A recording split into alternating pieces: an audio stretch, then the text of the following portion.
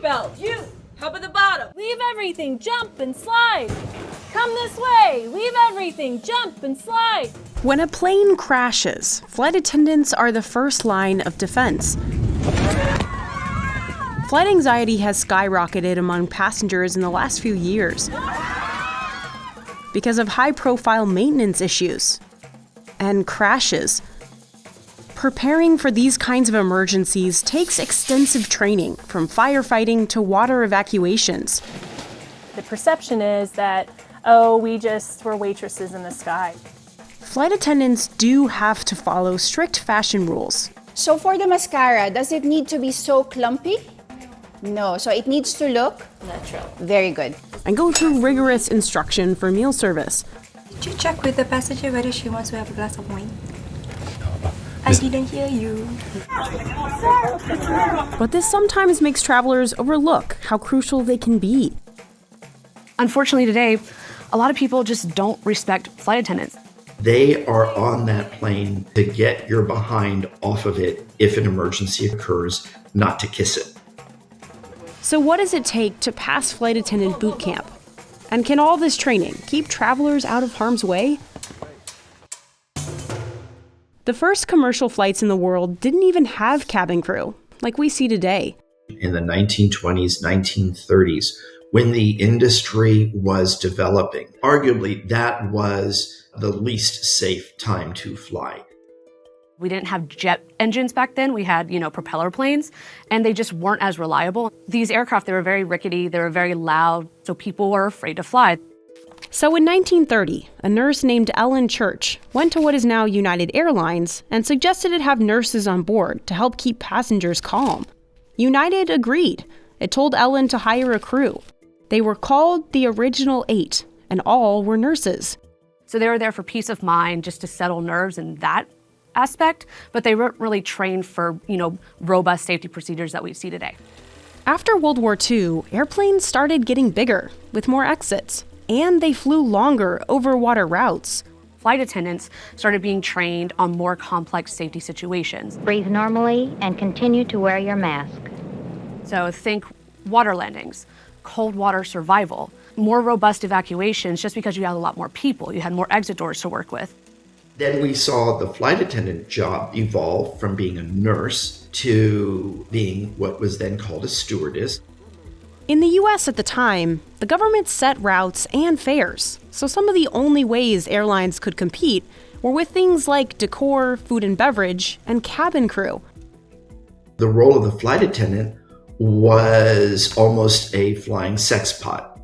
They were very much sexualized to get people on board. The people who flew on airlines were mostly businessmen. Airlines invested in designer clothes by Chanel, Dior, and Valentino for their stewardesses.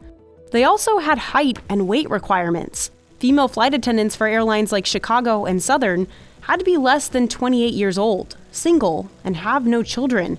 And they were required to be under 120 pounds and shorter than 5'5". Being subject to random inspections by the supervisors before they got on the plane, the infamous girdle checks. But there was a change brewing, and the women started to fight back. The flight attendants said, no, we're not going to be treated like porcelain dolls. Women, join us! Women, join us! From the 1960s to the 1980s, the women's liberation movement was in full swing, and sexual harassment in the workplace became illegal. They formed unions. They fought back on restrictions such as flight attendants having to be single, flight attendants not being able to have children. Also during the period, a slew of aviation accidents led to changes in cabin crew training. We call it blood priority, and it sounds very morbid, but things change when people die or a major accident happens. The airline industry globally invests an enormous amount of time and money and other resources, training especially, to prevent those mistakes from ever happening again. Release seatbelts.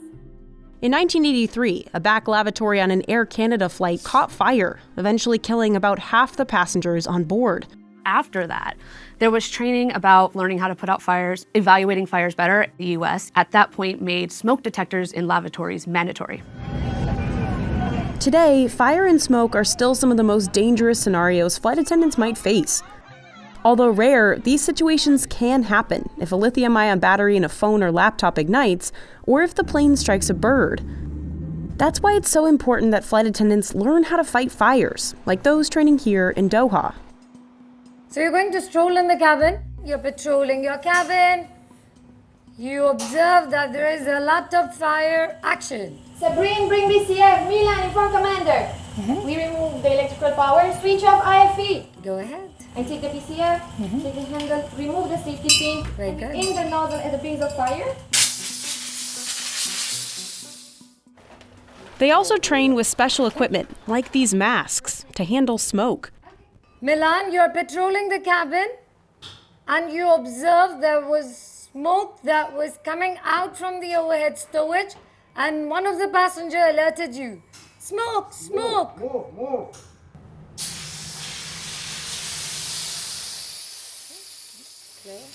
Close. I'm going to the other overhead bins. Very good. In case. How long are we waiting now? Around 1 minute.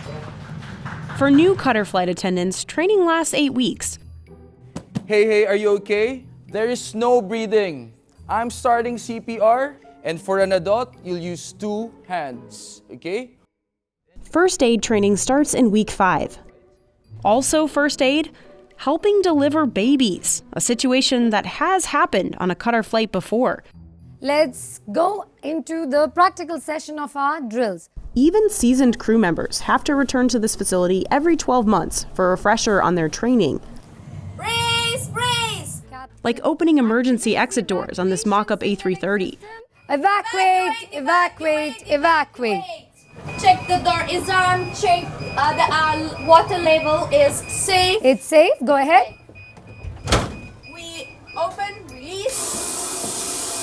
Pull to inflate. Wait, sliding plating. Wait, sliding plating. Wait, sliding plating. Wait, slide inflating. Very good, slide inflated. Open seat belts, leave everything, come this way. Inflate life jackets, hands and knees. All customers are out, what do you do next? Check anyone here, shout for help. You have an incapacitated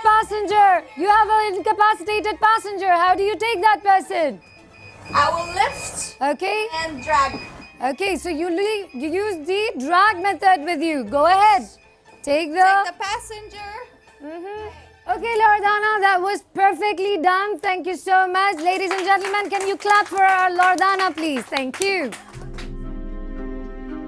Flight attendants and passengers knowing how to operate the doors can save lives in an emergency. In 1985, a British Air Tours plane engine caught fire. 55 passengers died on board, partly because those seated in the exit row didn't know how to open the doors. So a couple things were learned for flight attendant training. Briefing the exit rows and ensuring that those people in the exit rows know how to operate the door. Just better evacuation procedures to encourage people to use all exit doors. By then, flight attendants had already been trained to evacuate a plane within 90 seconds. To see how crews learn how to get passengers out quickly, we went to the Singapore Airlines training center. Just go. Go. The airline has a fleet of half a dozen different commercial planes. Different aircraft type means different emergency equipment, different doors, different operations. But it uses this massive mock-up to practice sliding. It's half Boeing 777 and half Airbus A380. The height of this mock-up is exactly the height it is of the actual aircraft. This class of incoming flight attendants hasn't flown yet. All the way, don't hold anything. Continue, walk out, and go. Some of these trainers have decades of experience.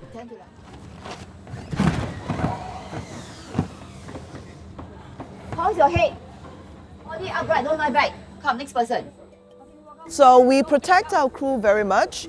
There are paddings down here to ensure that they are protected from the fall, and the deceleration pads in the middle of the slide and at the bottom of the slide is to ensure that they don't fly off.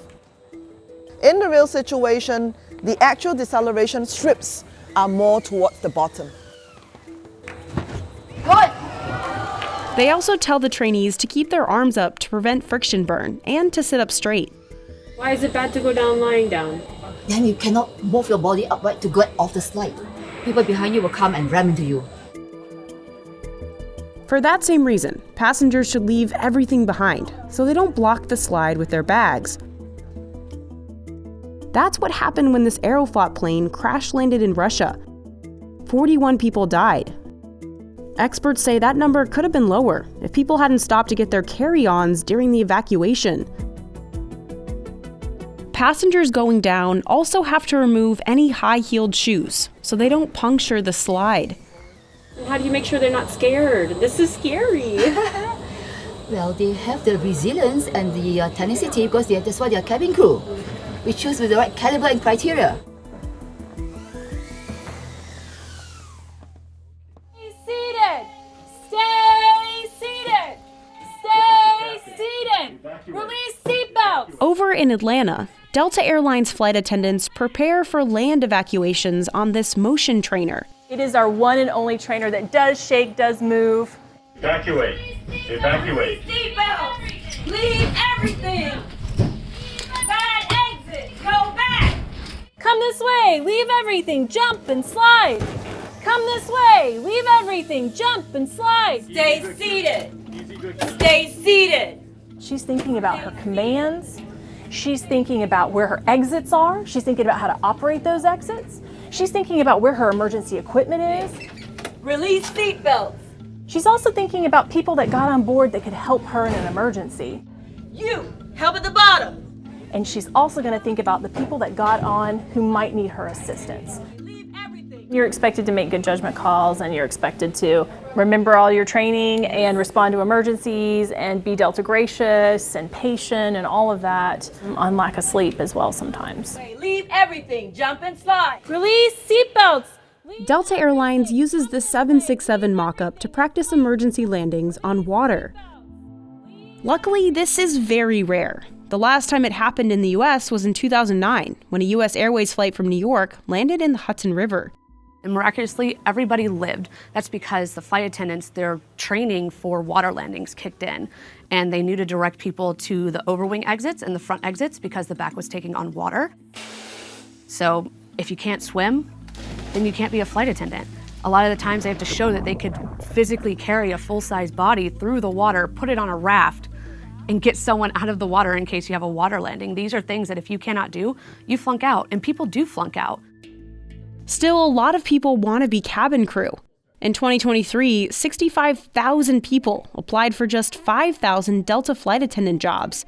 The airline offers a starting salary of $35,000 with health benefits and discounted flights. United told Business Insider its average salary is nearly $80,000 for cabin crew. Senior flight attendants on airlines can earn $100,000 or more. But the industry generally has sky-high turnover because training and the job can be so tough. This may be a very, very safe industry, but is so high consequence. There's not much room for error, and that's why the stakes are so high when you become a flight attendant. Those wings that they wear, they're earned. They are the first and sometimes last line of defense when there is a safety problem, a security problem in the cabin. And oh yes, in between, when things are normal, they're there to, provide cabin service.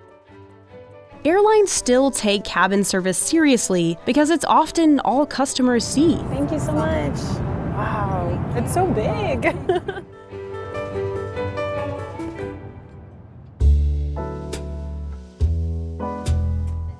Back in Singapore, business class flight attendants are doing a mock service called a dry run. How to set up the table, making sure the glassware, the crockery, the cutlery are all placed in the right position. Nuzahara Binti Johari, who goes by Zara, is guiding 20 trainees through this mock service. One person handling everyone during the dry run can be quite challenging. Okay, so now Josephine, you may start laying the table for Miss Kaur. Good. Okay, is that the correct one? Yes. It is not. A bit further in. Before you offer the wine, what do you need to place on the table? The wine glass. Yes. So please remember the right procedure, yeah? Yes, very nice. Okay. Holding a full bottle of wine and pouring directly on the table can be quite challenging for some of them, especially when they're very new. I usually preempt them to start building up muscles before they come for business class training. You don't touch the bread, right? Yes. Do not touch the bread. We have the sourdough over here and the multi-grain. Or would you like to try our garlic bread? Can I have garlic bread, please? Certainly. All Singapore Airlines flight attendants start out in economy in blue uniforms. After about a year or so, then you are trained to be able to work in business class. And the crew that work in first class or suites, you must be a ranking crew. That means you are of leading rank, which is the green uniform. We want to give our passenger the feeling of having an in-flight dining service. Hence, it's very important for us to study here. And that's why we have to make it perfect. You're welcome, Miss Cole. Please enjoy your meal. Thank you so much. Over at Qatar Airways, flight attendants also go through what's called a wet run with real food. As you can see, we do pay so much attention to detail. This veteran cabin crew is learning how to plate a new menu for business class, which includes caviar. All right, so you have to be very gentle with the little pearls when you're doing the plating. Very good. So if in case you do have any stains or anything like that on the plate, always make sure that you do clean it out before it goes into the cabin. All right. So what do you think, Trang, what we can do differently next time? I should have taken the metal spoon pearl to scoop it out instead of taking the metal spoon. Aluminum from the spoon, also when in contact with the caviar, can alter the taste. All right, so whenever you open the packaging, you will see this cabbage on top. Can you tell me what is the reason why we have that on top? Well, we try to keep the food moist and tender. Beautiful, And, okay. gives you better results after Absolutely, so we do not use it for plating. Very good. What are the things that you would change if you're doing this on board the aircraft? Well, I believe I'll be using probably a spoon to place the vegetables, to place the kale. It's going to give me a more presentable plate. Yeah, and much more hygiene as well. Next, trainees like Dana Houghton practice serving the food in the business class mock-up. The salmon with the lemon wedge and your caviar, lettuce and the blinis, some spring onions, eggs and onions, and what is this one again? It's the sour cream. All right, very good. So what I recommend is that once you place everything, that will be a good time to introduce everything. Okay. Yeah. So when we do multitasking, sometimes we tend to make a lot of mistakes. After serving the main course and wine, it's on to dessert. Okay, so we recommend that you place first the fork, because that's the furthest one, and then you move to the right side cutlery. There's always so much to remember by doing it by standards. Everything is always have to be perfect all the time. What also has to be perfect through training is their whole look, from their hair and makeup to their manicures and shoes. Very nice manicure. Very nice lipstick also. Thank you very much. This is one of the ones that we wear while we're boarding the aircraft. And then throughout the flight with the service, we have the blue one, the dining jacket, that's what we call it. You have this really long flight, 16, 17 hours is a very long time for you to be in the same uniform. And women always have to keep their hair tied back in a bun. I just take it, twist it, and just start forming the bun. My hairnet will just go over my bun, like so. And then these are the scrunchies as well. Dana has been a Qatar flight attendant for over 5 years. I'm from Jamaica, so I'm from a very small island in the Caribbean, and you don't go out much or you don't see much of the world. I think growing up, that was one of my dream jobs, and you see anybody who's working with airlines as basically like superheroes. In the beginning, it used to take me a very long time, but now it's quite easy. So the bun is low enough, the hat will go just about here, and then I need to ensure that the string is below the bun, like that. And in place, and then we're ready to go. Flight attendants' makeup has to match the uniform and follow Qatar rules. So you need to have a full coverage foundation, right? Okay, next one. Do you have mascara? Very good, mascara. So for the mascara, does it need to be so clumpy? No, so it needs to look natural. very good. Okay, next one. What do you think is the best color for her? Yeah? Burgundy. Burgundy, great. I did my best. You did your best. No worries. There's always a concealer to clean up the area. You know that, right? Concealer is our best friend, by the way.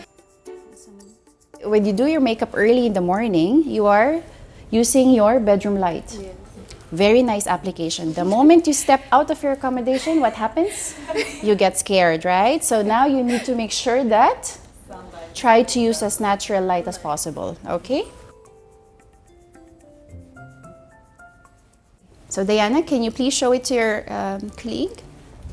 How is it? Wow, great. Yeah. That's a very natural tan. She's more prettier, right? And then always the last thing is our handbag. This one is, every crew will have the same one.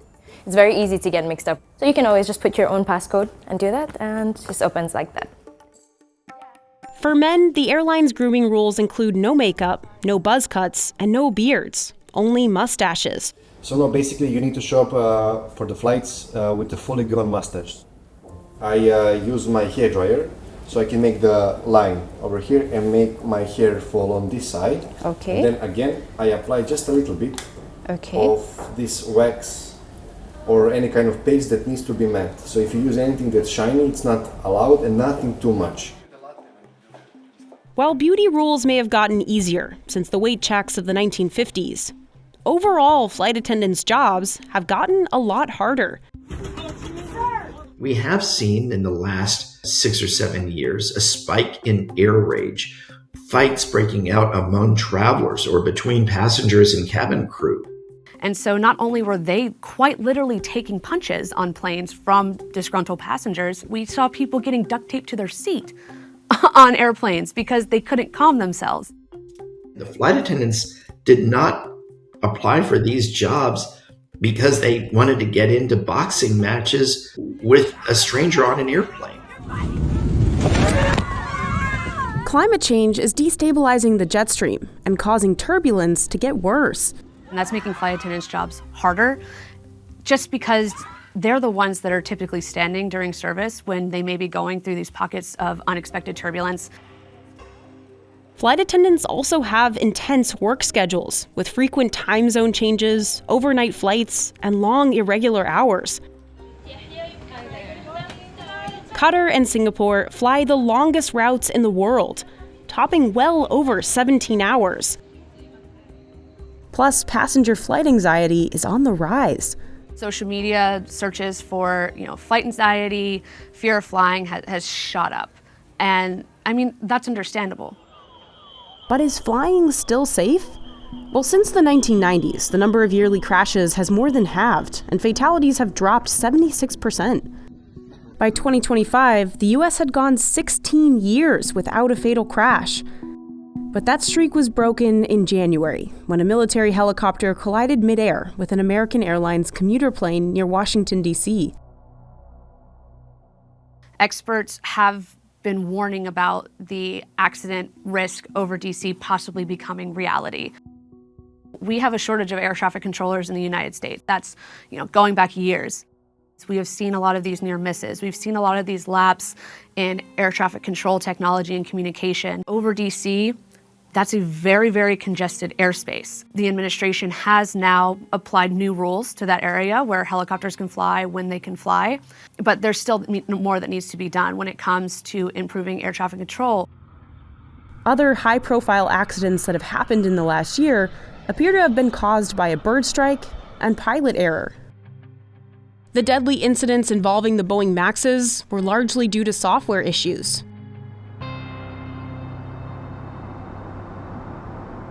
Still, flying is, statistically, the safest way to travel, and historically, Qatar, Singapore, and Delta are among the world's safest airlines. Even your least safe airline in the entire world is still going to be safer than driving a car, statistically. I'm not going to sit here and say that flight attendants are solely responsible. It's a team sport. You have everyone from the ramp crew to the pilots to the dispatchers to the mechanics. All these people, they have to work together to ensure that every plane that takes off lands safely. But if something fails and the aircraft is on the ground and there are still survivors, the flight attendants are the last line of defense at that point to get people out of the plane. Which is what happened in February to a Delta commuter plane in Toronto. It crash landed, caught fire, flipped, and slid to a stop. So you had spatial disorientation happening. What was up was down and what was down was up. It was like an Alice in Wonderland kind of setting. And you had only 2 flight attendants on that plane, but they got all the passengers out of that aircraft safely. The Toronto crash is far from the only example of flight attendants saving lives in emergencies. Their training has greatly improved survivability of air crashes. On 9/11, the cabin crew on board United Flight 93 reported the hijacking and fought back against the terrorists alongside the passengers, likely preventing the plane from hitting the Capitol. In 2024, after a runway collision involving a Japan Airlines plane, miraculously, every single person on that plane evacuated. And experts really point to, one, the safety video of Japan Airlines is very straightforward. It doesn't have all of these theatrics that maybe you've seen on other airlines. And people largely left their bags behind. But should we be concerned about these kinds of situations happening more often? Absolutely not. I am not personally afraid of flying. I am very confident in the industry that we have set up in the United States. My husband is an airline pilot, and he's not afraid to go out and fly the line. I have no qualms about flying because I know that the airlines take safety seriously. Exit block, go that way. What does concern me is we've seen some firings under the current administration at the FAA. Many of these people were safety professionals. Lima Charlie, monitor the tower 123.85. If we don't get enough air traffic controllers to handle this huge influx in flying and demand in the United States, then it's possible something like what happened over DC could happen again, and we would have to learn from more mistakes.